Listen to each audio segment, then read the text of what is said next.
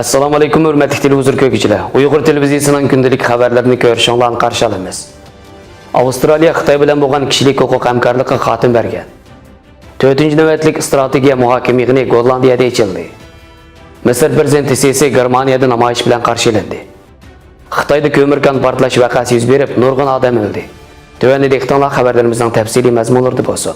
Avstraliya hökuməti Xitayning Sharq Turkistonda qo'llangan razil qilmishlari, Uyg'urlar tutgan qo'rqinchli muomalasi, Hong Kong va Xitoy kishilik huquq vaziyati sababli Xitoy bilan bo'lgan kishilik huquq hamkorlik munosabatiga xotim berganligini e'lon qildi. Avstraliya Tashqi ishlar va savdo ministrligi 18-noyabr Xitoy bilan bo'lgan 20 necha yillik kishilik huquq hamkorlik munosabatiga xotim berganligi, Xitoyda kishilik huquqning taraqqiyotiga yordam berish maqsadidagi 4 million 700 ming dollarlik kishilik huquq texnik yordam programmasini to'xtatganligini bildirgan. Mazkur programma 3 yil burun yo'l qo'yilgan. Avstraliyaning mazkur qarori Xitoy hukumatı 2 nafar Avstraliya davlat majlisi a'zosining bu yil dekabr oyida Xitoyni ziyorat qilib, Beijingda o'tkazilgan bir yig'inga qatnashishini rad qilishi bilan e'lon qilingan.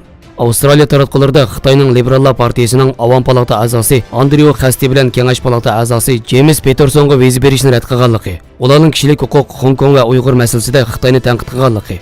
Andrew Xasti 17-noyabr kuni o'zining James Peterson bilan Xitoyning Avstraliyada o'z ta'sirini kengaytirishga urinishi, shundaqla uning Xinjiangda Uyg'urlarning kishilik huquqini dafsanda qilishini tanqidlashdan to'xtab qolmaydiganligini bildirgan.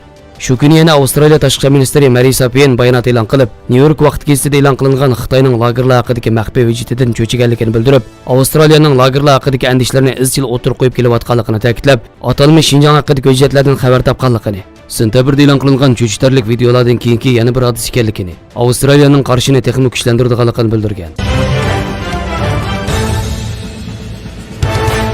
Erkin Asiyada düz xabarda xalqarada Uyg'ur masalasining yukselishiga ergishib, dunyoning har qaysi joylaridagi Uyg'urlar bundan keyin dunyo vaziyatida qanday o'zgarish bo'ladiganligi, bundaq bir vaziyat o'zgarishining dunyo vaziyatiga ko'rsatadigan ta'siri, Uyg'urlarning nimalarni qilish kerakligi to'g'risida bosh qotirmoqda. Bu haqda muzokara olib berish uchun Gollandiyaning Amsterdam shahrida 4-navbatlik strategiya muhokama yig'ini o'tkazilgan.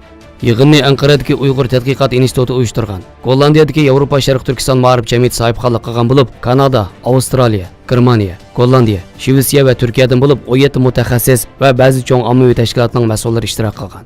15-noyabrdan 18-noyabr kunigacha davomlashgan yig'inda mavjud xalqaro sistema va dunyo tuzumidagi o'zgarishlar, iqtisod va savdo, mudofaa va qo'llanish, xavfsizlik masalalari, yukselayotgan Xitoy va xalqaro sistema, yangi dunyo tuzumi, yukselayotgan Xitoyning xalqaro sistema va dunyo tuzumiga ko'rsatadigan ta'sirlari, Xitoyning rayon xarakterlik va dunyo xarakterlik ta'sirlari, xalqaro vaziyatdagi o'zgarishlar va chet ellardagi Uyg'ur tashkilotlari, navbatdagi vaziyatda Uyg'urlar qanday ishlarni qilishga bo'ladi degan temalarda fikr bayon qilinib, muzokara olib berilgan. Strategiya muhokama yig'inining 1-navbatligi Shimoliy Siprosh Turk Jumhuriyatining Gerni shahrida, 2-qatimligi bo'lsa Germaniyaning Berlin shahrida, 3-navbatligi Belgiyaning poytaxti Bryusselda ochilgan.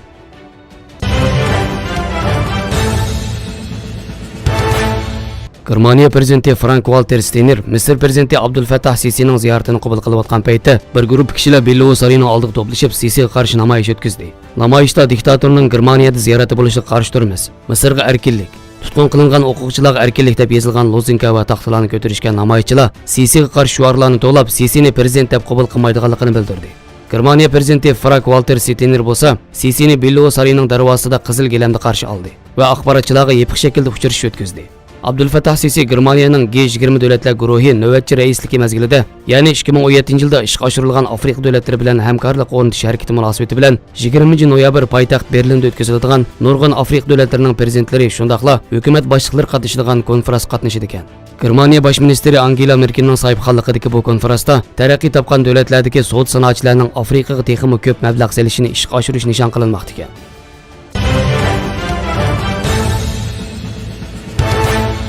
Xinhua agentligining xabar qilishicha 18-noyabr kuni Xitoyning Shanxi o'lkasi Pingyao noyasidagi bir ko'mir konida gaz portlashi hodisi yuz berib, 15 kishi o'lib, 9 kishi yaralangan. Portlash vaqasidan burun quduq ostida 34 kishi bor bo'lib, voqeaning kelib chiqish sababi jiddiy tekshirilmoqda. Xabarlarimizni ko'rganinglarga rahmat. Ko'rishguncha omon bo'linglar. Xayr xo'sh, Allohga omonat.